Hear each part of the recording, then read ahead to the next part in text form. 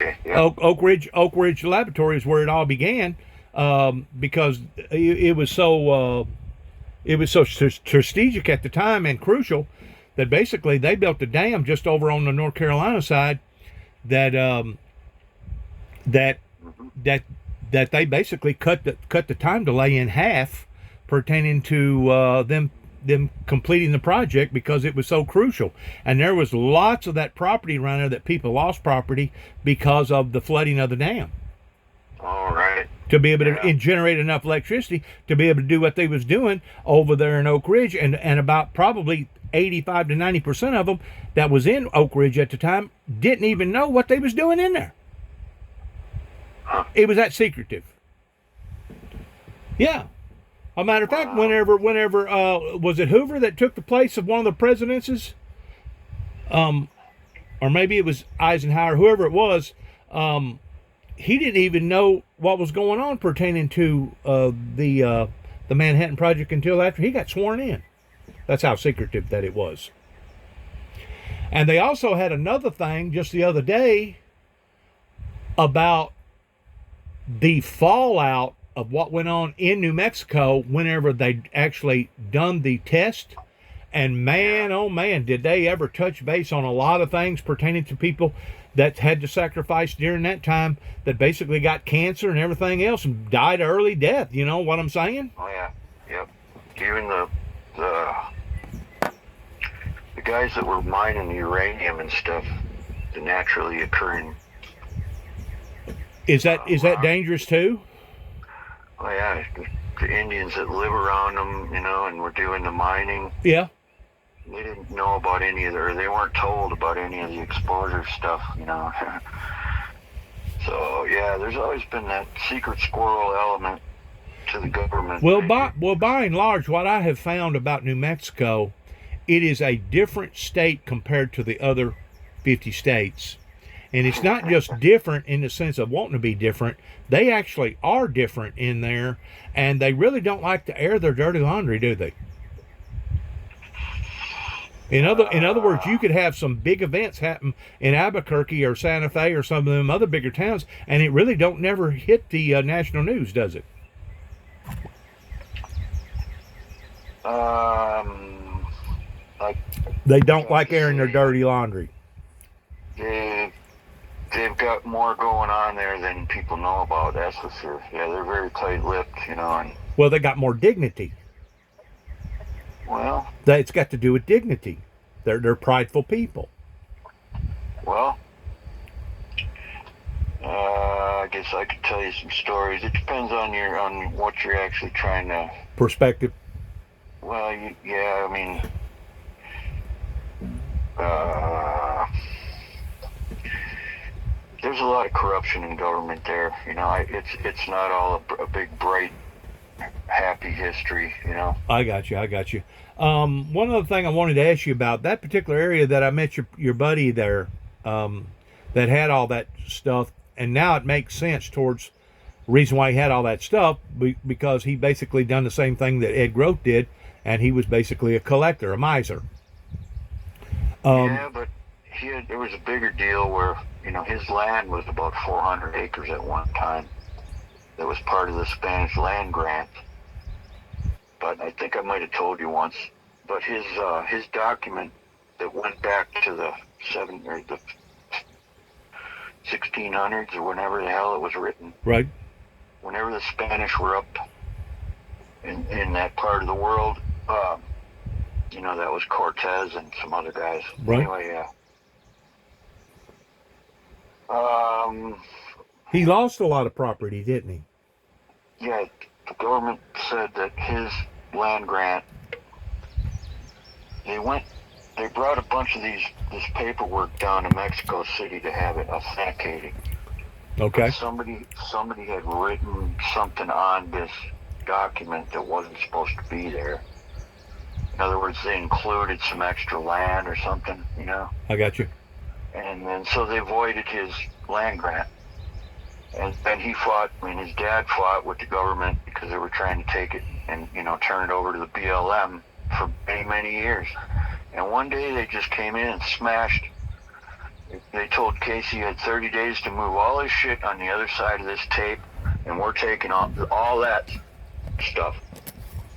So I spent like 2 weeks straight moving shit onto his side of the property. It was like a little pizza slice, and they had the whole pan, you know. You know what I mean? He was left with like 3 acres. I don't know, not even. Well, I could tell whenever I was talking to him that day, he was very upset. Well, yeah, the shit was going down. They had snipers there during all that.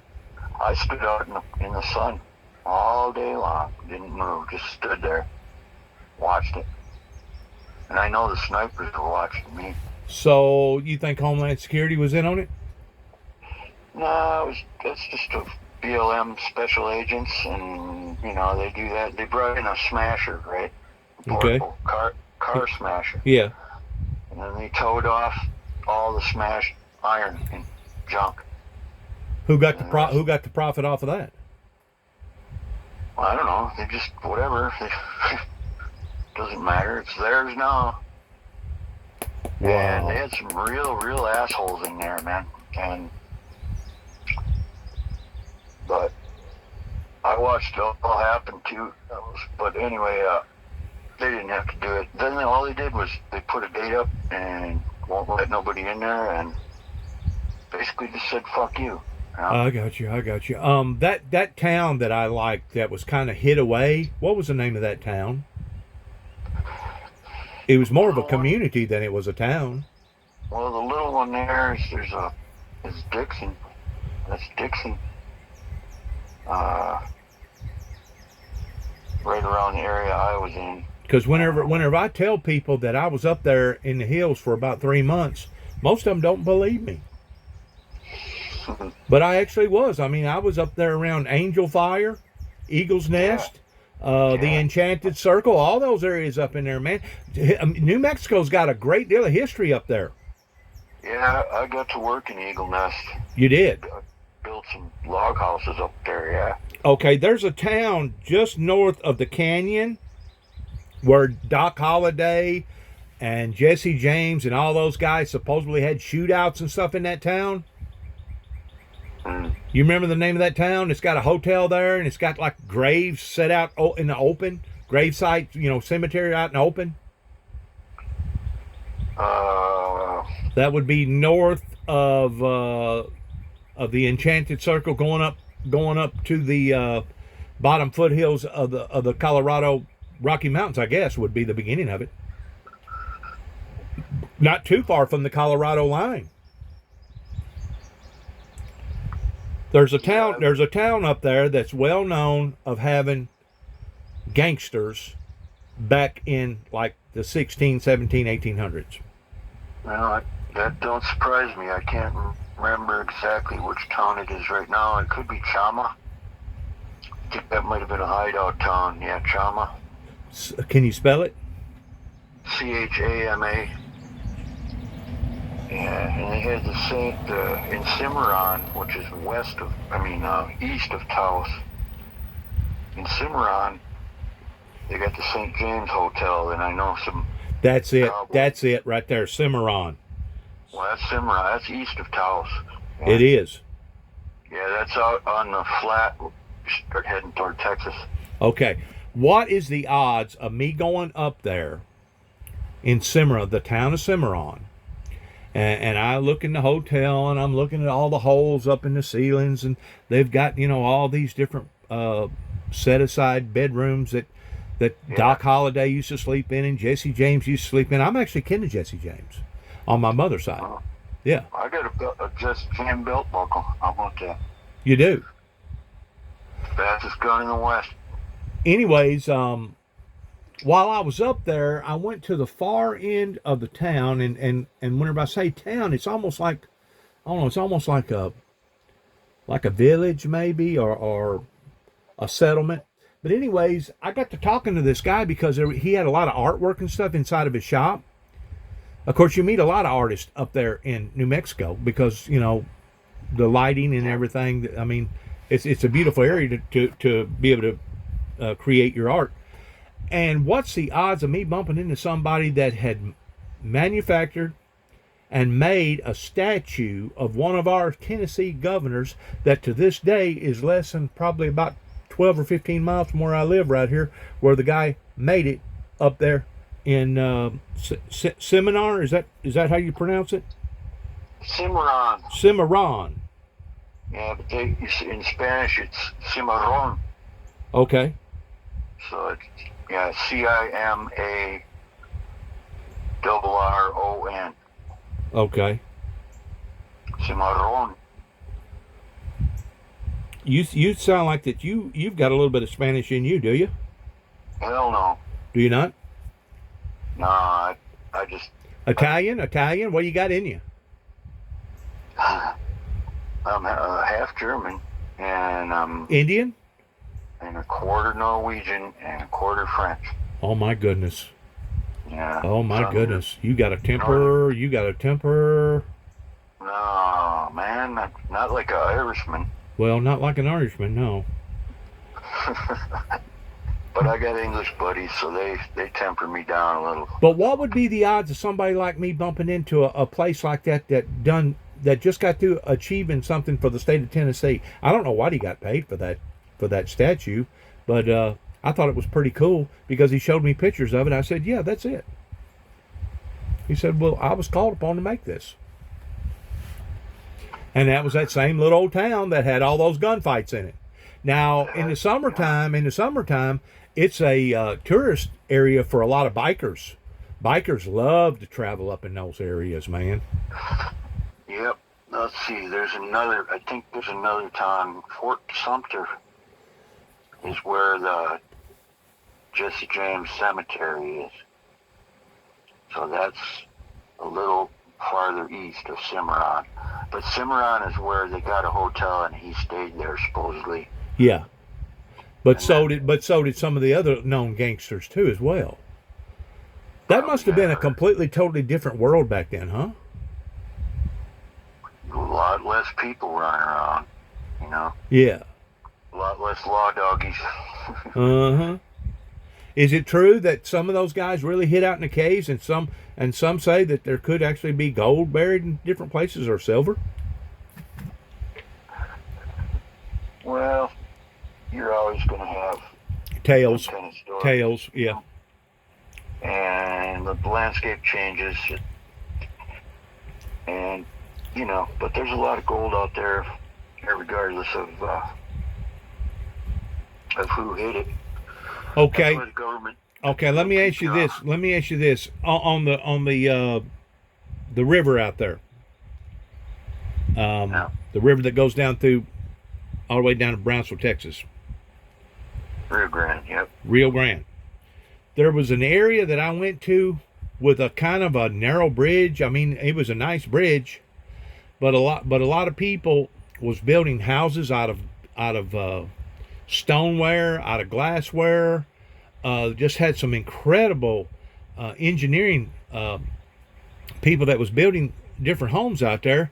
And I got to moseying around, and there was one area, I guess it was probably about 10, maybe 20 acres, maybe even a little bit more, that people was living out in tents and stuff off the grid. Yeah. Yeah, my buddy Doug from San Angelo, I helped him build a shack out there, and a bunch of other people, you know. And you can get work pounding tires, you know, or they pound tires full of dirt, stack them, you know. What's the name of that area? That's where the earth ships are. You can see them on YouTube. They got earth ships. Earth ships? Then, yeah, earth ships. Yeah, those are made out of tires and solar windows and you know, wind generators. Yeah. Well, how come the people want to live that way? Are they outlaws? Do they have criminal records? Is that it, or they just want to be alone? Want to be alone. Want to have their own place, and it's a lot of them can't afford living in town. And they don't want to be harassed. some of them are, you know, mountain kids or hippie kids, and some of them are desperados, and some of them are damn just weird sons of bitches, you know. And there's good people there too, though. You know. All right, that bridge that you look down, and it looks like by looking down into the water, it's almost like a half a mile down there. Yeah, that's the Gorge Bridge. That's west of Taos, just a little ways. Yep. The Gorge Bridge. Rio Grande Gorge. Yep. Why did they even build a bridge right there? Was there some sort of a leadway going from one town to another, or one state to another? Well, I think it was just a scenic kind of deal, and no, there ain't much. There sure as hell wasn't much west of there. Yeah. But it let a lot of people move from west to east, whereas there ain't many other ways to travel that, Exactly. In other words, that saved a whole lot of time for a whole lot of people that was wanting to go on the other side of the ridge, right? Yeah. Because in order for you to get to the other side, you basically had to go down there where I met y'all at, and a little bit further south, just to be able to go over the Rio Grande that way. Yeah, which would probably be, what, 2 Espanola. hours, maybe 3 hours away? Yeah. Yep. And then it'd take another 2 or 3 hours to go back up to that area where the bridge was. Right. It was just So, amazing people that I met up into that area. And to this day, I'll never forget them. yeah. You know, I stayed, seemed like I stayed 60 days in Santa Fe in the St. John's shelter there, homeless shelter. Mhm. Yeah. Pretty close to where they're probably within a mile and a half of where that real old church is. Matter of fact, I donated something to that church. That, The church that's like, what was it? It was documented towards being there, I think, back in was it the 1400s? Is that right? I think so. Yeah. Supposed to be the oldest church in America, right? Yeah. Well, I think the one in Florida, St. Augustine, is a little bit older. But yep, it's the oldest one west of the Mississippi. The one in St. Augustine, the way I understand it, was an incorporated town. They become incorporated to where the church out there in Santa Fe, it had the town of Santa Fe had yet to be incorporated. But whenever you get to looking at the structure itself was about 30 years older than any structure in St. Augustine, the way I understand it. Mm-hmm. Yeah. That's supposed to be like 150 years way before Plymouth Rock. Yeah. Well, and those were early Spanish colonial style, so they're almost the same as what was in New Mexico. Can I Same tell you something that's kind of ironic? Yeah. I stayed in St. Augustine Island for almost a year in trying to recuperate because I went through a bad divorce. And Anastasia Island.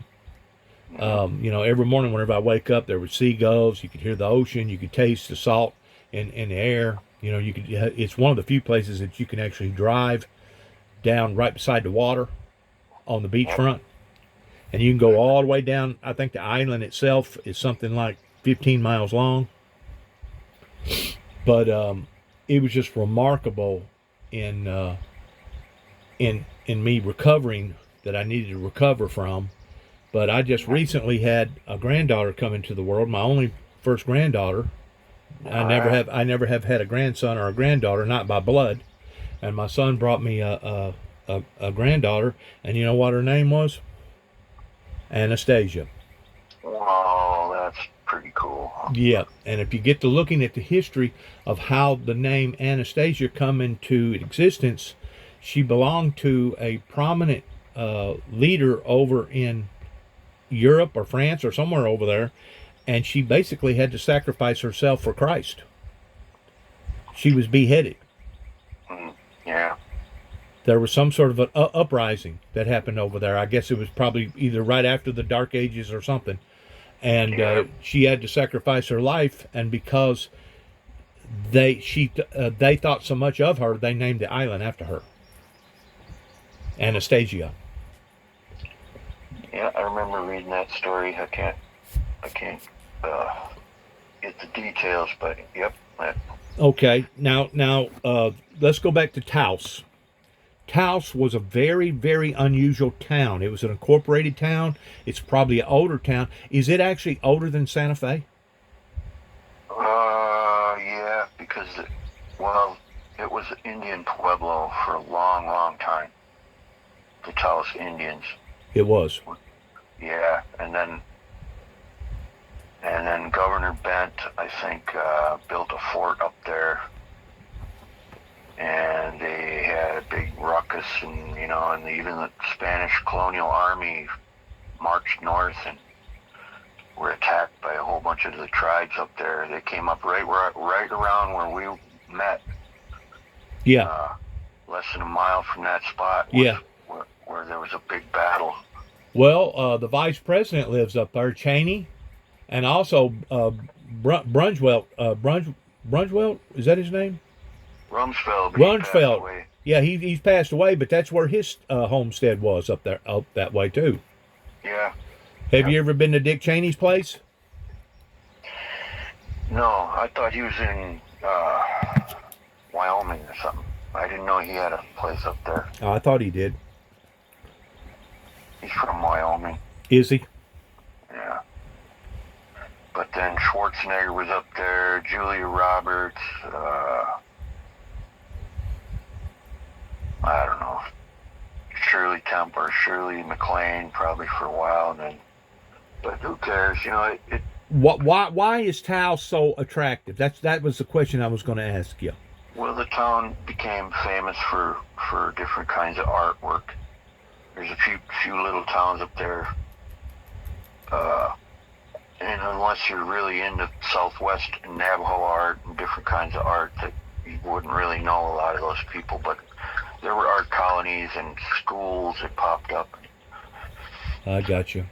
I'm gonna say this about Los Alamos. I met some really, really smart, indifferent, weird people up there that worked at the library at the laboratory. But I also Yeah. met some of the kindest people pertaining to the churches up there that didn't mind at all towards helping me out and giving me food and stuff like that. Yeah, there's some good churches in there. You bet. They was very kind to me. Hmm. That's one thing I like about the Spanish. They keep their religion and then some of their traditions pretty good. So I like that about people. They don't let the traditions go. And then there towards the last, whenever I was leaving, there was already snow on the high peaks.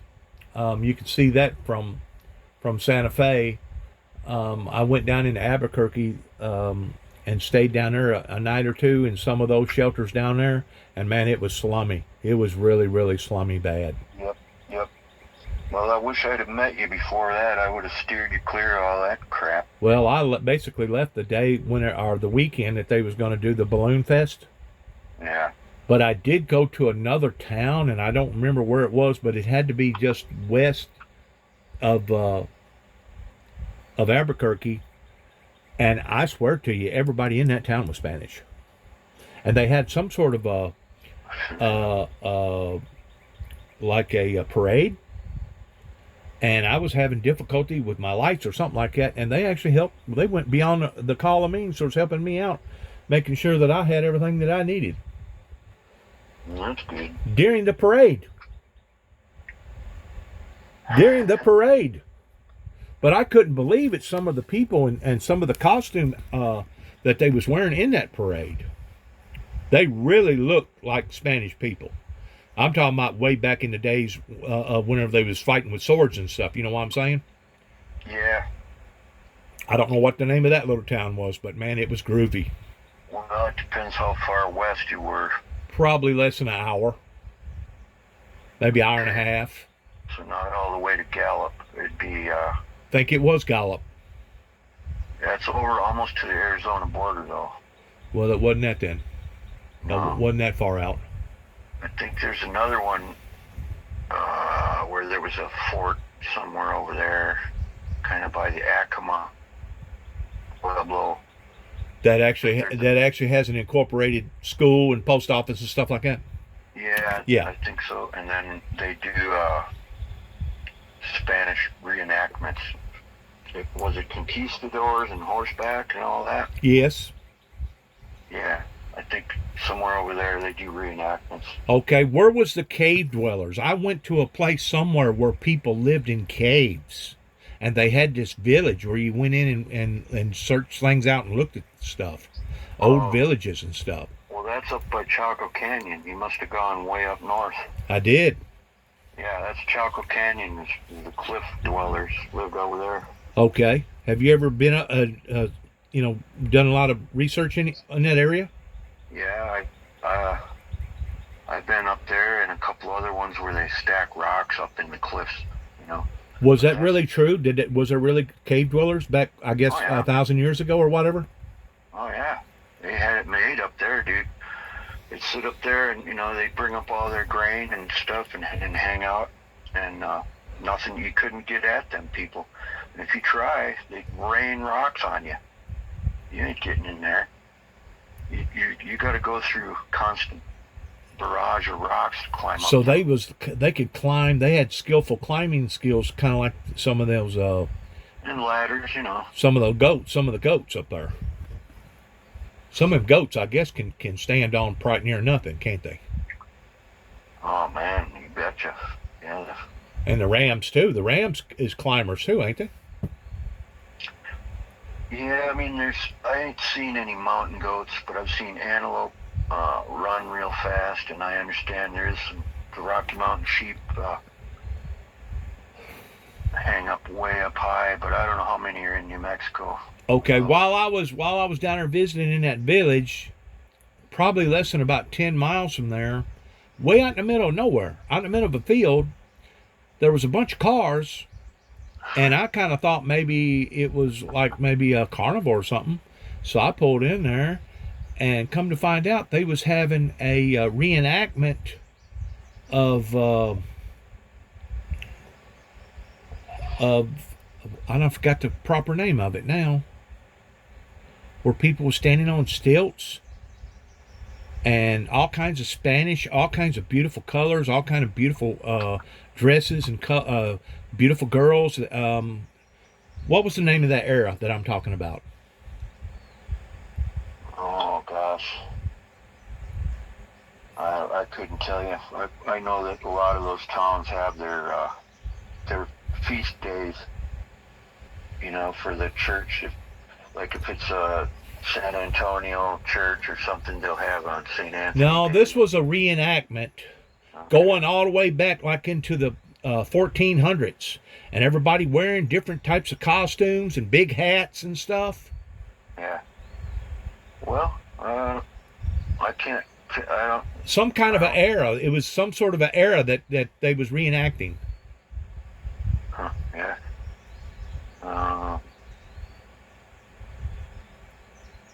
But I thought that was kind of cool.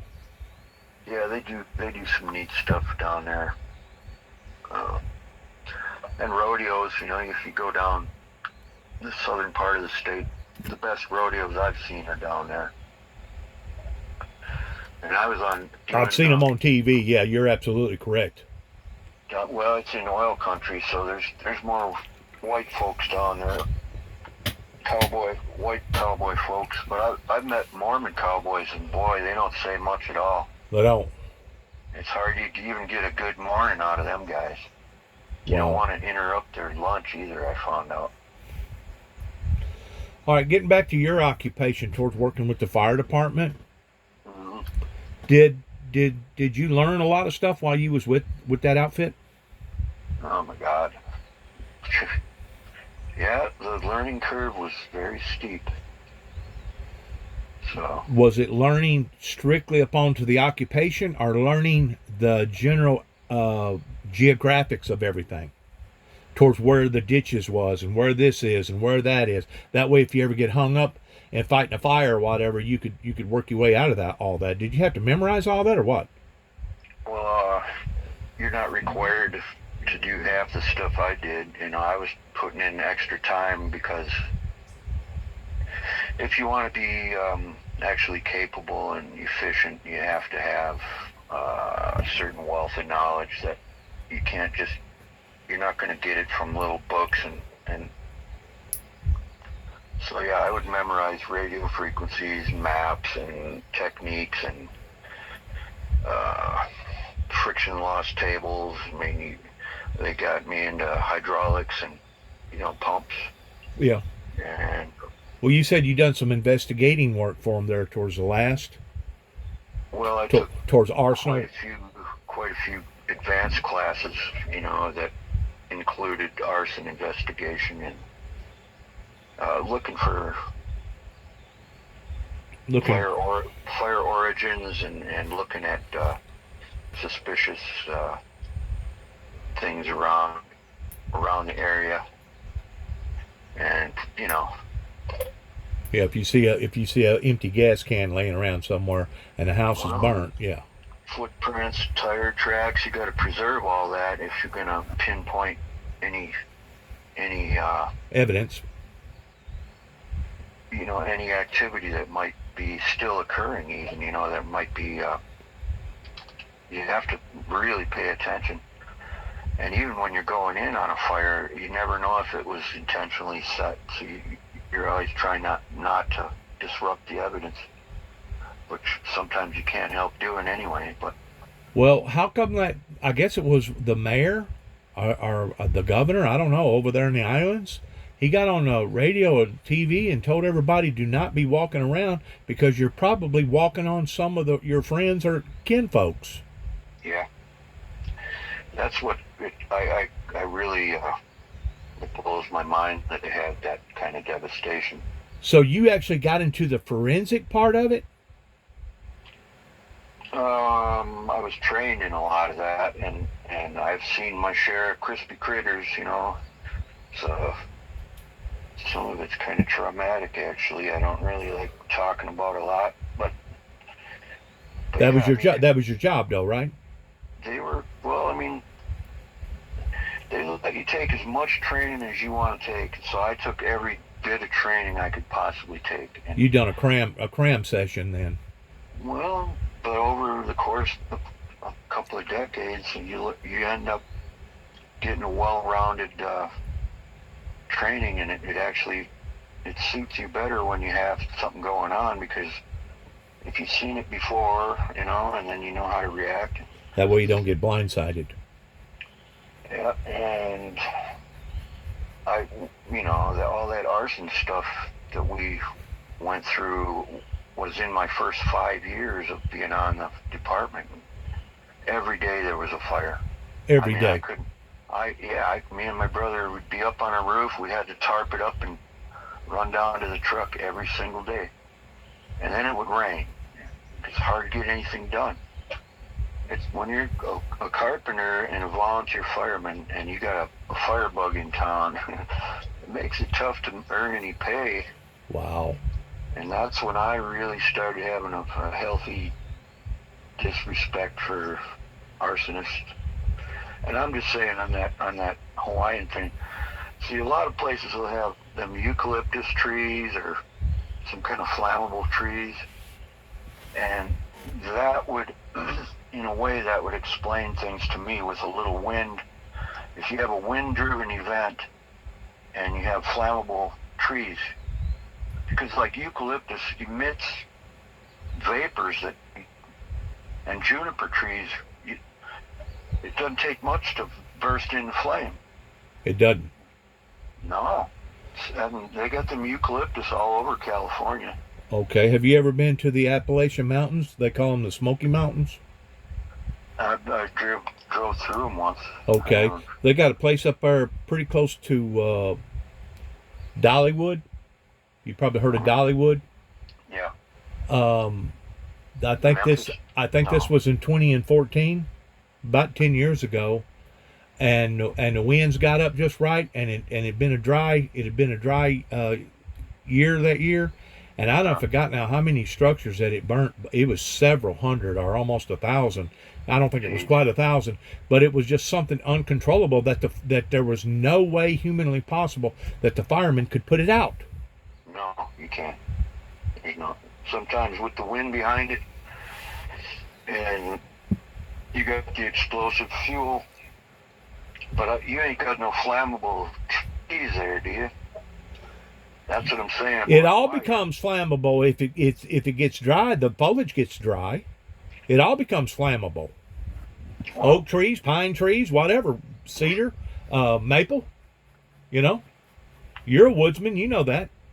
yes, but some of them have that grain alcohol coming, evaporating out of the tree.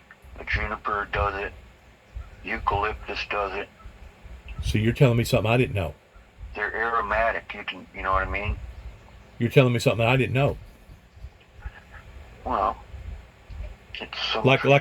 a beach gum tree around here, you can actually cut a area in the bark, and actually it'll drain in the fall, and you can actually turn that into like chewing gum or stuff, or mix it and put it in with like tea and stuff. You know what I'm saying? There's all Sure. kinds of different plants you can do different things with. Yeah. Well, the ones that are aromatic have an explosive atmosphere around them. I didn't know that. Even when it's windy, that stuff is blowing off them, and it once it gets the right mixture, Then it becomes lethal, well, toxic, basically toxic. just heat will ignite it. Yeah, It doesn't have to be fire. right. It becomes toxic.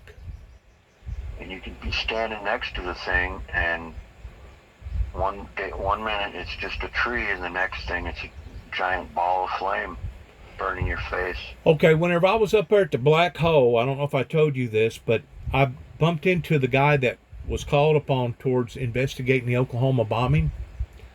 And for some strange reason, he went inside and he grabbed up a map. I guess it was an aerial map.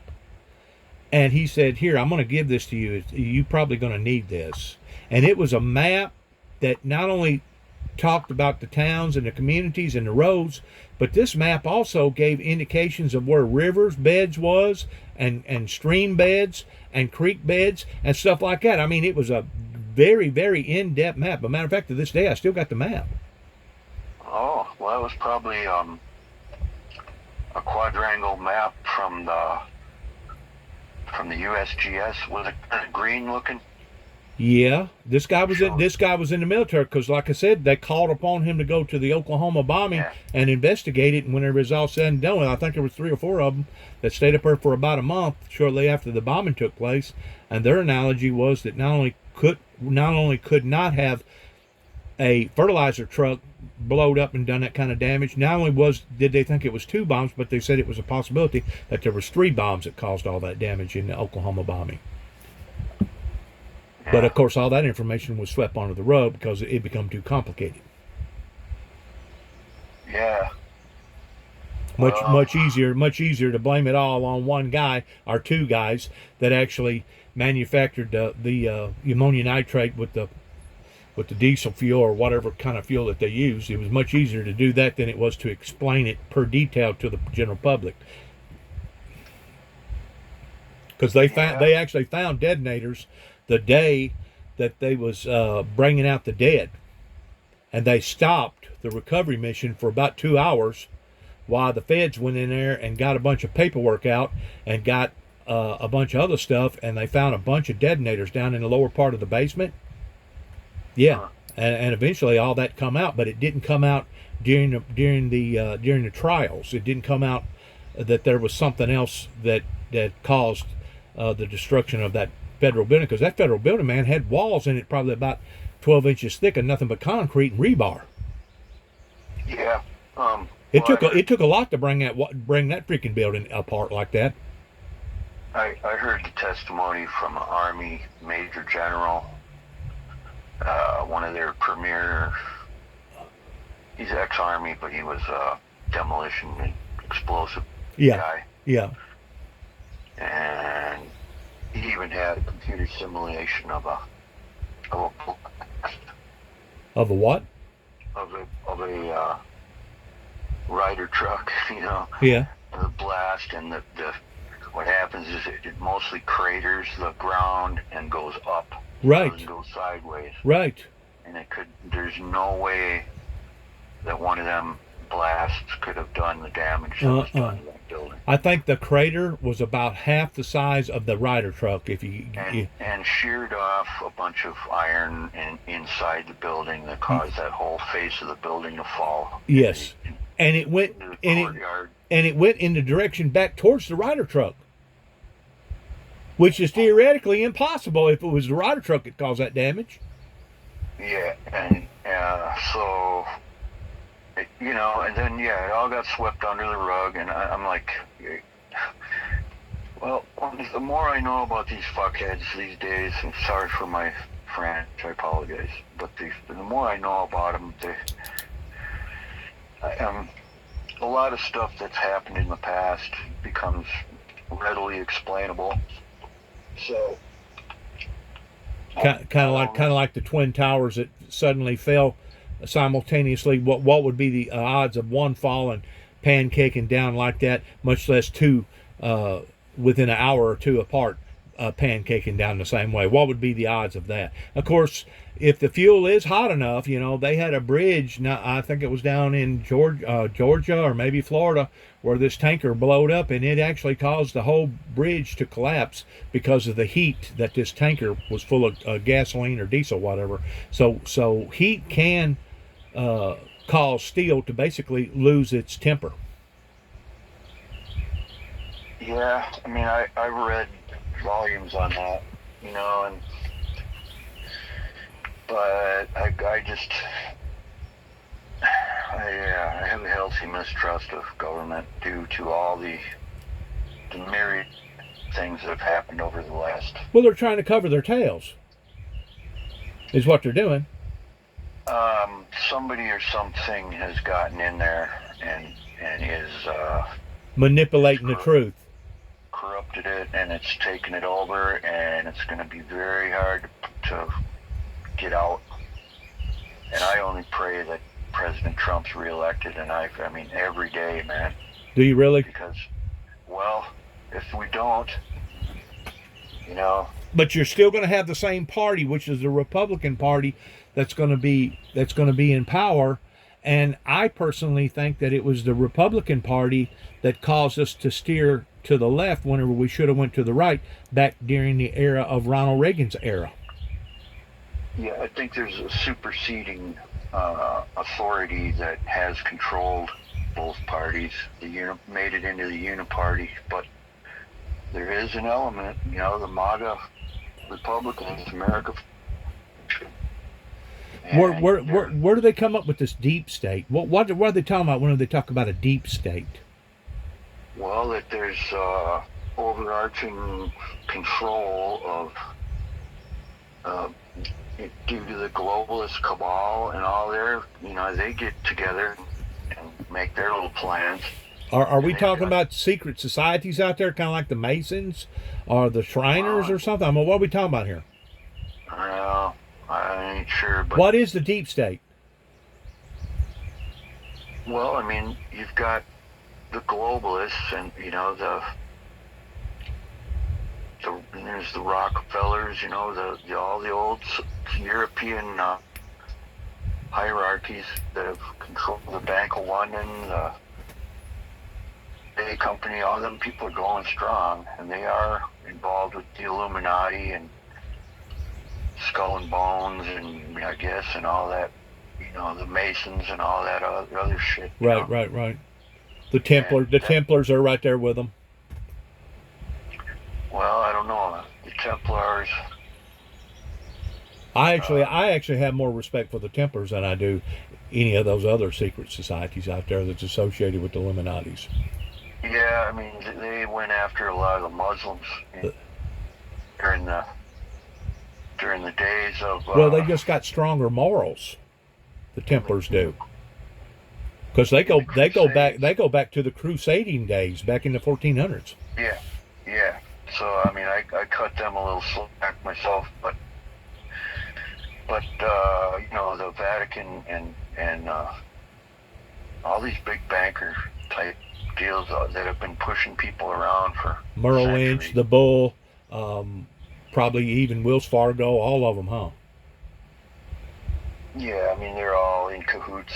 So otherwise they wouldn't make money hand over fist, and that's why things It's like the pandemic happened, and all these wars and military complex and all that. I mean, they're all in cahoots. So that's part of what the deep state is there to ensure that all these. Was it the deep state that had Kennedy assassinated? Uh, uh, Or was it you the know, was it the mob that was associated with the CIA at the time?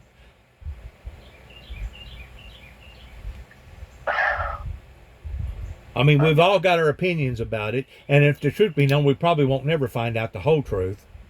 yeah, I mean, that one it's pretty hard to untangle, but I would have to say that anytime you have organized crime, unchecked organized crime, that's what you're going to get. And back in them days, it was a hell of a lot more liable to happen. And it was just as likely a mafia hit than anything else, Yeah, you keep in mind, less than 100 miles from where I live in Memphis is where they assassinated Martin Luther King out there on the balcony of Beale Street. With all this corruption and secret squirrel crap going on, and who's in charge? I mean, the wolf is watching the hen house, and they're appointing all these prosecutors that are anti-Trump, and the judges, and the whole thing. They're trying to rig the whole thing and putting Trump in jail for 500 years. And all this other stuff. That's what we're up against, man. I mean, these people are nuts. They'll do anything to hang on to their position, won't they? And whenever it comes to hurting their reputation, they'll kill over that, won't they? They'll literally kill over that. And that's why the new crop of Republicans is a very good sign. And it's people that are behind Trump, even though he's getting thrown into jail. It's a very good sign. These people are starting to wake the hell up. Yes, they are. In other words, the seed of the movement has already began, hasn't it? Yeah, and there's people are getting really good information out there, and it's like people are opening their eyes going, we are getting hosed here. Oh, yeah. We're getting flooded So, with information. But the truth comes through, man. It really does. We got the most corrupt and the worst administration in American history right now. And they are going down hard. There's so much evidence against them right now. On both sides, though. Not on Trump. It's all made up stuff. Is it? Yeah. Yeah, it's all BS. So the Saudis that come into Trump's orbit down there in Florida, whenever Trump was in control of all those documents, that's all made up. I mean, we know for a fact that he had all those secret documents, those top secret documents that they claimed that he wasn't supposed to have. But the killer about that is, so did Carter. So did Presidential Records Act that allows him to declassify anything while he is in office and retain those documents. And other presidents have done the same. And and look what Hillary done towards deleting all them files and stuff. I mean, it's like the pot trying to call the kettle black, isn't it? Yeah, it is. But it's in black and white, the Presidential Records Act, and he is well within his established authority to retain whatever the hell he wants to retain. And they're making up stuff left and right on him now. Okay, I know for a fact that there was problems pertaining to the golfing thing, with the Saudis getting involved in that, especially up around New York. But Trump said that the American people still hadn't gotten to the bottom yet of 9/11. What was he talking about there? That because it was an inside job, he was there. Okay, he was assisting people because he's like from New York, right? Right. Queens or Brooklyn. Right. I've been all in that area. Been all in the well, they call them dens, or not dens, but something like a beaver den or something. Burrows. They call them burrows. I've been all up in that area. Me and my son went up there on our first crusade. Wow. Yeah. I wanted to go up to Boston, but I never made it. Never made it to Boston. I made it just as far as Long Island, up around that area. And once I realized that I was on a different planet, I decided to leave, because I basically was in there long enough towards passing out a bunch of Bible literature that I stirred up a group of people that was hunting us. And there towards the last, we had about 3 cars that was swarming us as I was leaving New York, that they was saying some very, very provocative things. And this was in 1989, that I think if they'd had machine guns and stuff like that, they'd have went ahead and killed us, because I had the Apocalypse model in the back of my truck that basically started at the back of the cab and went all the way past the tailgate of the 4 horsemen of the Apocalypse coming out of Revelations: the white horse, the red horse, the black horse, the pale horse, etc. And it caught people's eyes. A matter of fact, whenever I was up there doing my work and stuff, passing out Bible literature and stuff, whenever we'd pull up at like a McDonald's or a Wendy's, they would give us our meals. Once they identified who we was and what we was doing, they would say, "Here, take it. It's on us." Sure would. Well, when I went out there was in '78. Okay.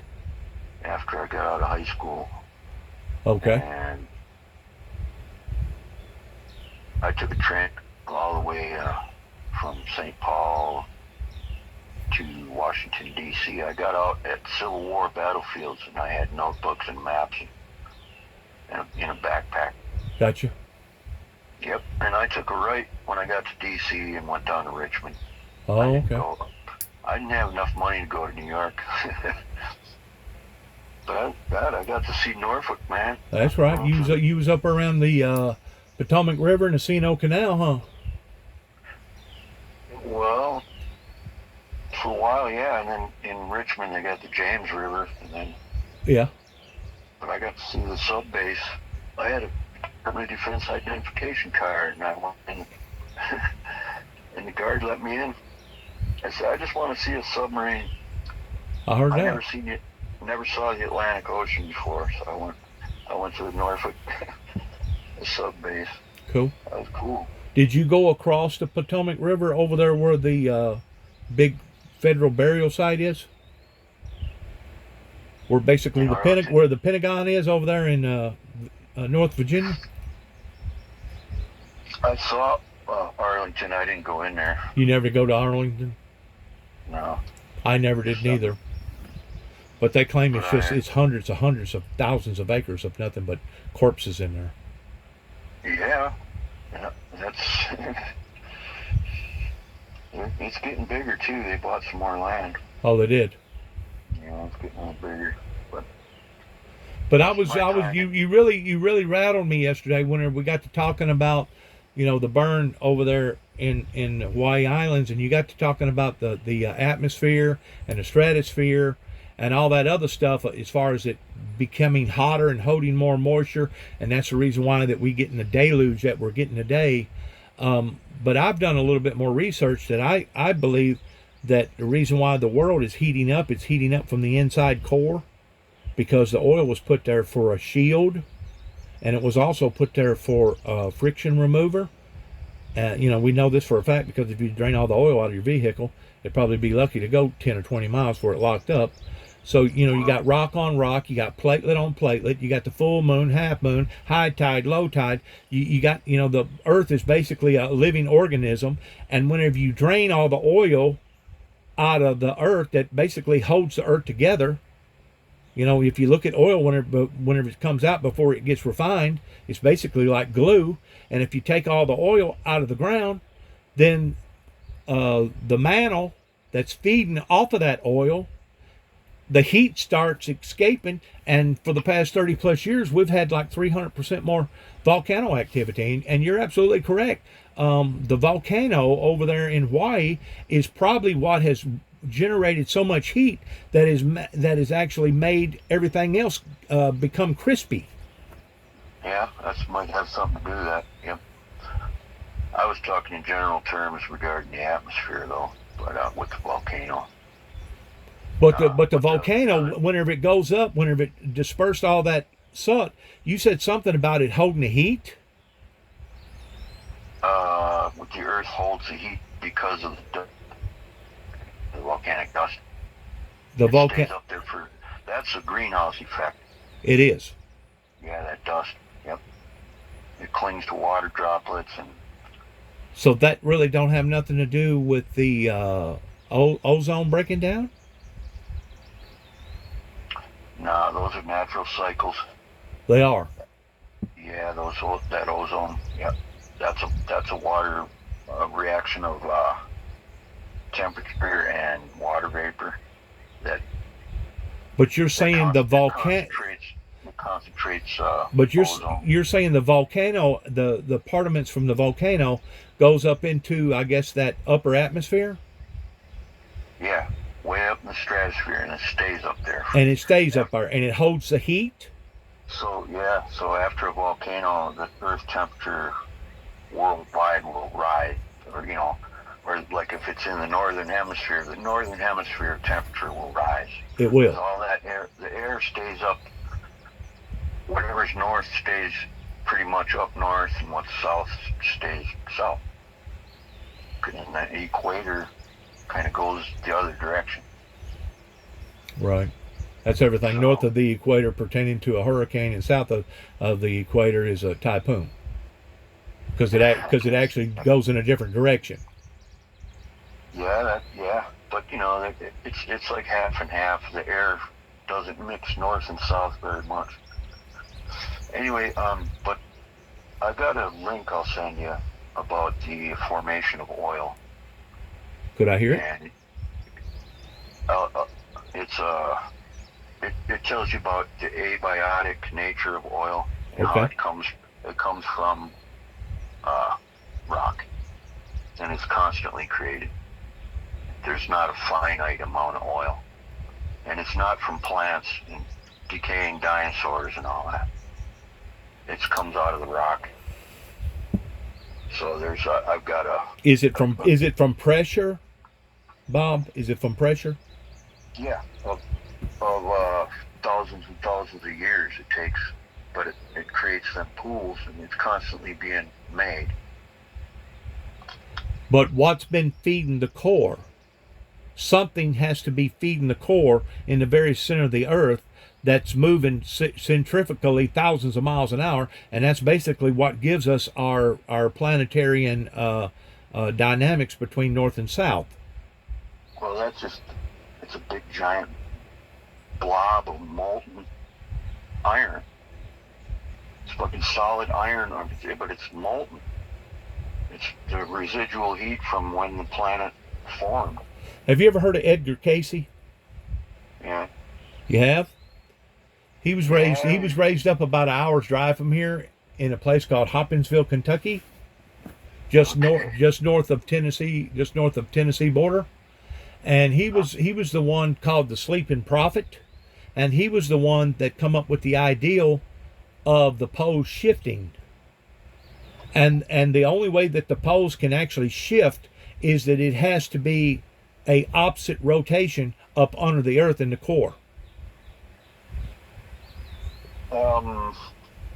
And scientists is beginning to say that has occurred more than once in the span of the Earth's lifespan. If you can wrap your head around that.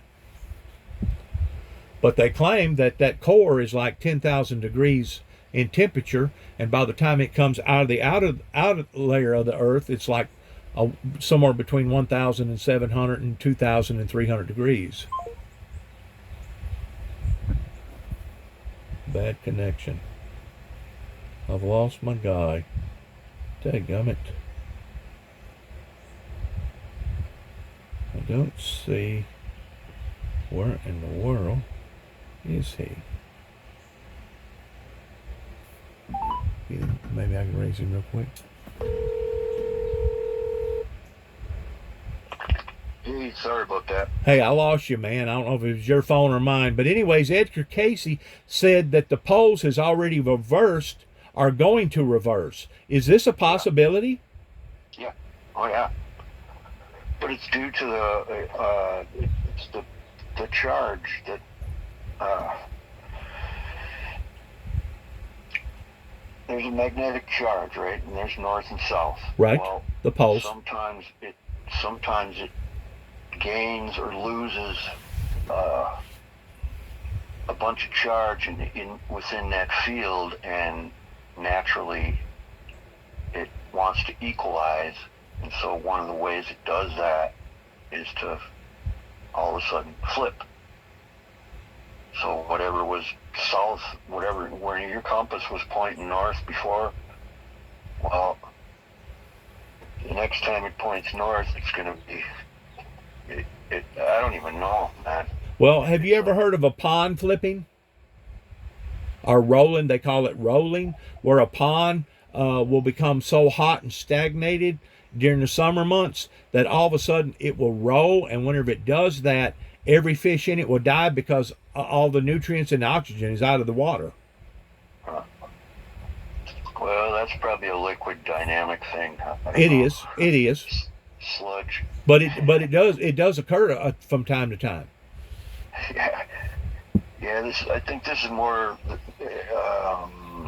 It's from a buildup of charge on one pole or another that makes it happen. That's why they were worried about all them planets aligning. Well, see, everybody wants to look at the stratosphere, and they want to look at the comets and all this other stuff. The thing about it is, whenever you dissect the Bible and you get to looking at where Christ said that as you shall see the days approaching, that no flesh shall be saved, but for the elect's sake, whom I have chosen, those days would be shortened. You got to question what the heck is going to happen upon to the planet that's going to cause all the flesh to die, because that's a mighty, mighty big statement. And if you also look a little deeper in the Revelations, it talks about the river Euphrates, how the river Euphrates will dry up, and how there'll be a 1,000,000-man army over there, and the blood will be as deep as a horse's bridle towards people fighting over in that area. And the river Euphrates, you got to ask yourself a question. Well, whatever's happening upon to the planet, if it's drying up the river Euphrates, which is one of the 10 major bodies of water, it's bound to affect the rest of the planet. Just like the Mississippi River getting so low last year, they had to stop the barges right near running up and down on the thing. So what I think is happening is that we're basically sitting on a time bomb, and now, because we have reduced all the oil, because you could probably fill up the Grand Canyon probably several times, pertaining to, if you go all the way back to the late 1800s, early 1900s, whenever Gulf first become incorporated towards drilling oil out. But we've drilled enough oil today, and even increasing it every day, to where we could have filled up the Grand Canyon. And I ain't just talking about to the Hoover Dam. I'm talking about all the way up to the top several times. Well, if you continue to do that year after year after year, you're disturbing the eco balance below our feet, because that oil was put there for a reason, and it wasn't so that you and I could drive up and down the road on Sunday with our top down and wearing our cool sunglasses. Well, I don't know. I don't know how you extrapolate all that. I didn't hear anything said we couldn't. And the other thing is, we are stealing the resources out of the ground, and the resources in the ground has its own ecosystem, just like the ocean has an ecosystem. The space has an ecosystem. Our atmosphere has an ecosystem. Plants have an ecosystem. Animals have an ecosystem. Everything has an ecosystem. And once you take that ecosystem out of balance, then you start affecting everything. but the amount of emissions that the human race has put out with using petroleum products, okay? You talking about gas? You burn gas and oil. Yeah. The amount is minuscule compared to the amount of pollutants and sulfur dioxide and shit put into the And it may be, but you have to ask yourself. Atmosphere by volcanoes, just volcanoes. I got you. far more. I got you, but ask yourself this question: if the sun and the sun alone was doing this, don't you think that mankind would be receiving not just skin cancer, but don't you think we would be getting second and third and fourth degree burns, which would basically causing the planet to become inhabitable? Sure, it would. If the sun was doing this to the Earth, it would have to be so intense that you and me couldn't even go outside. We'd have to be cave dwellers or live under the freaking ground. Well, look, I've been doing extensive research on all these warming stuff. Okay, so I don't mean to be disrespectful to your opinion. I got you. But my research is showing that there's been over a 14-year pause in any kind of global warming, and that's all glossed over by these IPCC and all these people that say we're still got climate change. It's getting colder, if anything. The Arctic ice increased last year exponentially. Okay, and the amount of ice that is left, like on Greenland, even right now, it's stopped melting. Okay, it's getting more covered. I mean, the thing is, we're heading toward a little ice age, if anything, and that's what this last solar cycle showed us. It was called, it's a solar minimum, is what we're climbing out of now, right? The maximums happen every 12 years, so it's 6 years down to the minimum. And this last one was really deep. They had a really long stretch of days without any sunspots. And they're saying that we could be going toward one of these really deep solar minimums pretty soon, where you're going to go like a couple, 3 years with zero sunspots, which means more cosmic rays, because we don't have, our ionosphere is not getting a charge to protect us from the cosmic rays. And what that does is it leads to the formulation of more ice.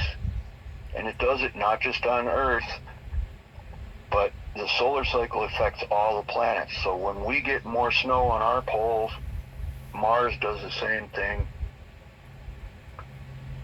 Well, I contradict that. I contradict that because, first of all, a lot of those glaciers go down into the ocean. Some of them 2 and 3 miles, and it's very difficult. It's the next thing impossible for the satellite above our space. Yeah, it can monitor the ice that goes on top of the Earth, or where the Earth basically was supposed to be. But the melting of the ice is happening because of the oceans warming up, and what's warming the oceans up is basically the Earth is all the volcano activity is basically heating up the water, just the same thing as you would if you took a pan of water and put it on the eye of a stove. If you put it on low, it's going to take longer for it to warm up. I'm going to say the only thing that's saving us right now is the 2 big icebergs. One of them is north of us, one of them is south of us. Now, eventually, whenever that ice no longer can generate enough energy to compromise against the heated water, eventually the water will even become heated up even quicker. And whenever that happens, then you're talking about corals dying, you're talking about whales dying, you're basically talking about the Earth that's going to become uninhabitable, because the oceans will actually turn, and instead of the water rising like happening right now with all the coastal lining areas, it'll actually start diminishing. And once it gets to that point, you're talking about the end of the world. Well, I'm not even remotely worried about it. I've everything that I've read from reputable people, it indicates the opposite. If anything, I'm worried about it getting colder, and it's going to be a hell of a lot harder to stay warm. And I'm telling you, and respectfully, I enjoy talking to you, but I've got evidence to the contrary. There's more ice. There's more polar bears. The polar bears, the way I understand it, are being run further north than the penguins. And like I said, what you can see from the satellite is only surface ice. It's only surface snow. You can't see down into the oceans that go down in there 2 and 3 miles deep. I don't think it lasts long in salt water. It's been up there for thousands of years. But now it's starting to melt. Now, what's causing the ice to melt? It ain't melting. There's more ice than there was. There's no warming. It's getting colder. Wow. There's no way, Bob. I realize that you stayed up in Minnesota for the past 4 or 5 years, No, and you got snowed no, in last year, and you no, probably had it's one of the got most nothing. toughest winters that you went through. Listen, all I'm going to is politely ask you to bone up a little bit better on some of the things that I've been reading and make up your own mind. I got you. But if you were to read the information that's posted, for one place, it's the Climate Depot. Just go there and read articles. Climate Depot. Okay. And it's very reputable. They've got charts. They've got all kinds of stuff. Okay. Well, they started out, they thought it was cows farting. And then they went from cows farting to aerosol cans. And then we went from aerosol cans to R12, changing it over to R134. Okay, they've had all these ideals. Scientists has all these ideals about the ozone breaking down. And the thing about it is the carbon dioxide gases has increased pertaining to all the automobiles and the smokestack industry. And you think that our air pollution is bad over here, you ought to go to places like China or India or some of those other places over. It's all a giant hoax. There's nothing wrong with carbon dioxide. There's no problems going on. It's just the natural ebb and flow of the planetary atmosphere. And they're making a big giant mountain out of a molehill. They're trying to put CO2 as the culprit of all this imaginary warming, which is not happening. Just read up on that at Climate Depot for a while, and because I'm never going to argue with you, and I'm never going to get mad at you. I respect you for being worried about it, and that's the way you've been informed. Sure. But I would like you to read up a little more and try and have an open mind on it, because I ain't even remotely worried about it. You know what I'm worried about is these nuts maniacs down here going to drive us all off a cliff with their idiot hoax ideas. They're coming at, they're lying to the entire human race with all this stuff. Okay, answer this question for me. Whenever the Bible says that as you shall see the days approaching, no flesh shall be saved, but for the elect's sake those days will be shortened. What was God talking about there in that verse? Well, the elect are the people that believe The on saved, Him the saved. and live. They live within His Word, and they Right. hold That's right. Jesus. But what's They going to hold take God out? What's going to be so bad? It's going to destroy all the flesh here upon to the planet. It's going to be a pandemic. Is it going to be a comet? Going to be a meteor? What's going to happen? I ain't worried about it. That's all in God's deal. I'm trying to stay within His Word and hold God within my heart. At all costs, for a long time, as long as I am able. And that's going to be quite a while. But here's what I'm going to say is, it could be an asteroid. It could be, it's more likely going to be that... It talks about wormwood in the Bible, in Revelations. Well, but I ain't going to start getting into interpretation of all these biblical things. What I'm saying is, man, God can just snap His fingers and it's game over, You think one swipe and He could swipe us all out of here? One swipe. He did with a flood, except He saved a few. Then when Jesus was born, it was a new covenant, and all He asked was that we live within His Word and hold Him within our hearts, and that love Him a little bit, or as much as you're able. Right. And people went astray, and they're going to get wiped out, and He's already said it, and it's already going to happen. But we are already saved because Jesus died, and everything's cool. Our spirits are saved. Our souls are saved. Yeah, and I think this next catastrophe could well be the spiritual war and all this physical stuff is dust anyway. You're talking about the apocalypse, the Armageddon, ain't you? I mean, yeah, if the shit hits the fan, but it's the war between Saint Michael and his angels. It's been going on for thousands of years. And it's only intensified here lately because we see more evil I mean, back whenever we was growing up, I'm 62. You're a little older than me, I think. We didn't see all these school shootings and all this stuff going on like we do today. So obviously, evil has abounded. Evil has Yep. increased. Yes, it has. Yep. And it And talks that's about why. that. It says that Satan will come down in great wrath in the last days. So we're definitely in that period of time, that era. Well, I don't know. They can't get me going in that direction entirely, you know. And I look at it as a Christian. I'm like, I don't even give a shit what these people come up with. I really don't. Nothing phases me anymore, man. Because it's all bullshit. So you must not have no children or no grandchildren or nothing, none of the above towards your bloodline having to go through the stuff that they're going to have to inherit. That basically we was the ones that brought this upon to them. Listen, I give a darn more than most. I mean, I'm just saying you must not have no children or grandchildren. Just because I don't doesn't mean I don't give a damn what happens. No, I didn't say that. These people lying and making stuff up and spreading fear, that pisses me off a hell of a lot, man. More than anything, really. Fear mongering. Yeah, and the way that all these crooks are in charge of everything, it's not the way it should be, man. Oh, I know that. So, I agree with that 100%. So, But those people need to get stuffed into the garbage disposal of history. that's the one percenters, man. The one percenters are the ones that's controlling us. You know that. The rich, the powerful, the elite, the conglomerates. I'll stick with patriots, you know, and Tennessee Volunteers. Oh yeah, them guys. no doubt, no doubt. Well, listen, man, it's been good talking to you. You gonna do anything today? Gonna get out, beat and bang, try to tear up something? Oh yeah, when it quits raining here, I'm gonna run out with my chainsaw and cut up some logs. There you go.